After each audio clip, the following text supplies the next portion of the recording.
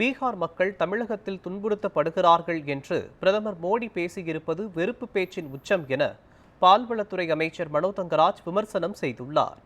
கன்னியாகுமரியில் அவருடன் நமது செய்தியாளர் ரமேஷ்குமார் நடத்திய கலந்துரையாடலை தற்போது பார்க்கலாம். கன்னியாகுமரி மாவட்டம் தாய் தமிழகத்துடன் இணைந்து இன்றைய தினம் 70வது ஆண்டை அடியெடுத்து வைக்கும் இந்த நிலையில் ஒவ்வொரு மக்களும் தற்பொழுது கொண்டாடி வருகின்றனர். நம்மோடு தமிழக பால்வளத்துறை அமைச்சர் திரு மனோ தங்கராஜ் இணையர். அவருடமே சில கேள்விகளை முன்வைக்கலாம். சார் வணக்கம். 70வது ஆண்டை கொண்டாடிட்டு இருக்கோம். இந்த நேரத்தில் நம்ம தன்னிறைவு பெற்று விட்டோமா அப்படின்னு சொல்லி நீங்கள் பார்க்குறீங்களா? நம்முடைய வளர்ச்சி என்பது ஒரு ஸ்டடி குரோத்னு சொல்லுது. மற்ற மாவட்டங்களை அல்லது மற்ற மாநிலங்களை ஒப்பிடுகின்ற நேரத்தில் அவர்களுக்கு ஏற்பட்டிருக்கக்கூடிய வளர்ச்சியை விட கன்னியாகுமரி மாவட்டத்தினுடைய மக்களுடைய சமூக பொருளாதார வளர்ச்சி என்பது உயர்ந்திருக்கிறது. நம்ம எல்லோருக்கும் தெரிஞ்சதான். அதே மாதிரி இங்கே இருக்கக்கூடிய சோஷியல் இண்டெக்ஸ் எடுத்துக்கிட்டோன்னா ஒரு தனி மனிதனுடைய வருமானம் அல்லது இங்கே இருக்கக்கூடிய வறுமையினுடைய நிலை, அடிப்படை கட்டமைப்பு வசதிகளான சாலைகள் போன்றவை, வீடுகள், குடியிருப்புகள், அவர்கள் குடிக்க தண்ணீர் போன்றவை பார்த்திங்கன்னா ஒரு ஒரு மற்ற இடங்கள் எங்கேயும் நம்ம கூட ஒப்பிட முடியாது. நமக்கெல்லாம் தெரியும். நான் 1996 மாவட்ட ஊராட்சி மன்ற தலைவராக இருந்த அந்த காலகட்டத்திலேயே இங்கே முழு சுகாதார இயக்கம் என்பது நடைமுறைப்படுத்தப்பட்டு நாட்டிலே முதல் முறையாக இங்கே தான் நம்ம நடத்தி முடிச்சிருக்கோம். எனவே தமிழ்நாட்டுக்கு, இந்திய நாட்டிற்கு இது வழிகாட்டுகின்ற மாவட்டமாகத்தான் இன்றைக்கு இருந்து கொண்டிருக்கிறோம்.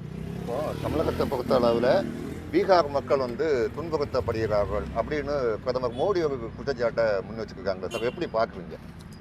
இது அவருடைய வெறுப்பு பேச்சின் உச்சம். ஒரு நாட்டினுடைய பிரதமர் எப்படியெல்லாம் நடந்து கொள்ளக்கூடாதோ அப்படியெல்லாம் நடந்து கொள்ளுகிறவர் தான் மோடி அவர்கள். அவருடைய பேச்சில் வக்கிரமும் வெறுப்பும் தான் என்றைக்குமே தலை தூக்கி நிற்கிறது. இது ஒரு தேர்தல் அரசியலுக்கான ஒரு முன்னெடுப்பு. இது ஒரு பிரதமர் செய்யக்கூடாது. இவர் பிரதமராக தொடருவதற்கு எந்த தார்மீக உரிமையும் அவருக்கு இல்லை. இப்போ சார் என்றாலே திமுகவுக்கு தோல்வி பயன்தான் அப்படின்னு சொல்லிட்டு பாஜக மாநில தலைவர் திரு நயினார் நாகேந்திரன் சொல்லியிருக்காங்களே, இந்த நேரத்தில் அந்த கருத்தை நீங்கள் எப்படி பார்க்குறீங்க?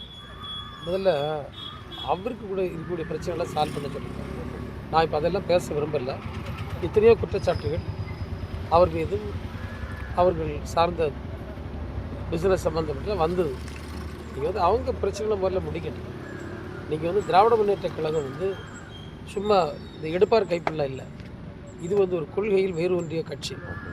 இதை நயினார் போன்றவர்களோ பிஜேபி போன்றவர்களோ எந்த சூழ்நிலையும் அசைத்து கூட பார்க்க முடியாது.